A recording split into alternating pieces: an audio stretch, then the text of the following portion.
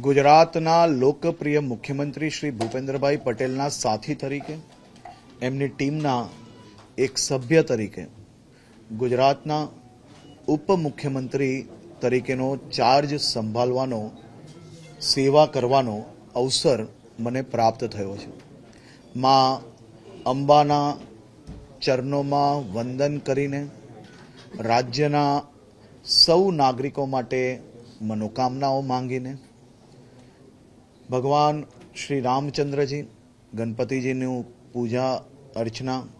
ભગવાન મહાવીર સ્વામીજીના દર્શન કરીને રાજ્યના પ્રત્યેક નાગરિકોને વધુમાં વધુ સેવા મળી રહે અને આ કાર્યાલય થકી વધુમાં વધુ લોકોને નાની મોટી કોઈ બી તકલીફમાં મદદ મળી રહે તે દિશામાં કામ કરવા માટે આજે ઉપમુખ્યમંત્રી તરીકેનો ઓફિસમાં ચાર્જ લેવાનો અવસર મને પ્રાપ્ત થયો છે।